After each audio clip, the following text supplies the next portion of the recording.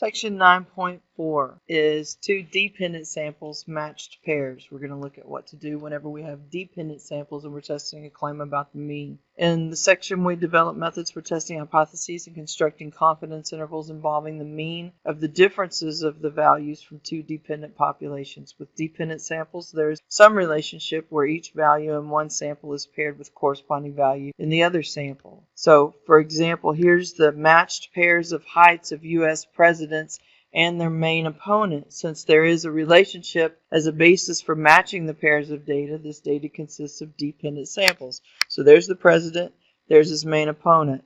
President's typically taller. There's one instance where that's not the case right here, but for the rest of them, the president was either the taller man or at least the same height. Americans like their presidents tall. We want them to present an imposing figure on the world stage. All right, good experimental design. When designing an experiment or planning an observational study, using dependent samples with paired data is generally better than using two independent samples. The advantage of using the matched pairs is that we reduce the extraneous variation which could occur if each of the experimental units were treated independently. The notation for the dependent samples, D will be our new parameter. It's the difference between the two means. Since they're paired data, we have the same number in group 1 as we have in group 2 because they're paired. So we're looking at a claim about the difference. This is the population difference. This is the mean value of the differences for the population. D bar is the mean value for the differences of the paired sample data. S sub D is the standard deviation for the sample, and N is the number of pairs of sampled data. The requirements that must be satisfied. First of all, the sample data have to be dependent. They have to be matched. The samples must be random samples, and either both of these conditions are satisfied, either or both. The number of the pairs of sample data has to be more than 30, or the pairs of values have to have differences that come from a population having a distribution that is approximately normal. Just because the original populations are normally distributed does not necessarily mean that the differences are normally distributed, so you would need to check that if you have fewer than 30 samples. Here's your test statistic. The null hypothesis here when doing a test of hypothesis typically is that the mu sub D is equal to 0. Because if there's no difference, then we expect that to be 0, and then we can deviate from that, either be greater than 0, be a positive difference, less than 0 is negative, and not equal to. How you get to this test on your calculator is we will be doing a t-test or a z-test. We do a t-test if the standard deviation is unknown. We do a z-test if the standard deviation for the differences is known. It is very rare that we'll do a z-test. We'll mostly be using a t-test. Even though it's paired data, we're just looking at the differences, which is like a single population. Our confidence intervals will come from taking our point estimate once again, minus the error, and the point estimate plus the error. You get your lower bound and your upper bound. We will be using technology in order to do this.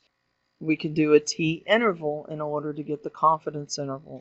Here's an example problem. It says use the sample data below with a significance level of 0.05, so that means that alpha is equal to 0.05, to test the claim that for the population of heights of presidents and their main opponents, the differences have a mean greater than 0. So our alternative is going to be that the mean is greater than 0. So here the null would be that mu sub D is equal to 0. The alternative is mu sub D is greater than 0. We're not given the summary statistics this time. We're given the list. So what you need to do is find your own difference. This difference will not always be given. So let me refresh your memory on how to do this on the calculator. Let's clear this out. We go to Stat, Enter to edit our data into a list. I went ahead and took the liberty of preloading list 1 and list 2. List 1 is the heights of the president. List 2 is the heights of the opponent. List 3, remember I got to move the cursor up to the name of the list, and then I hit second 1 minus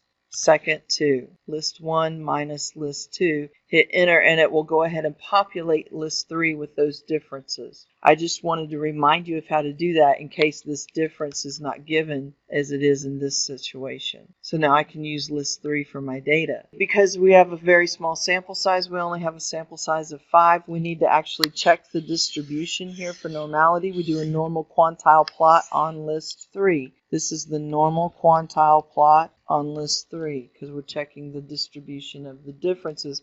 And this looks fairly linear. I have no reason to assume otherwise. So now we're going to test the claim of the hypotheses. Our null, once again, is that mu sub d is equal to 0. Our alternative is that mu sub d is what? Greater than, less than, or not equal to 0. And we say greater than. We go to our calculator again. And we have to actually do a test of hypothesis. So we're going to get out of our list, second quit, and hit stat, go over to the test, and this is going to be a t-test, number 2. We don't have the summary statistics. We're going to be using the raw data, and the data that I want is the data from list 3. Our null hypothesis here is 0. The difference is 0, and we're going to use the data from list 3. So we're going to hit second 3, and we have an alternative that is greater than 0, so I need to move this over to be greater than 0. Hit enter, and then we'll calculate the results. All right, what is the p-value here? That's our test statistic. The p-value is this number right here. Is that a large p-value or a small p-value? Large. So what do? Fail to reject the null hypothesis. So on our claim, with respect to our claim, the differences have a mean greater than 0. We would phrase our conclusion as such. So height doesn't necessarily play a role.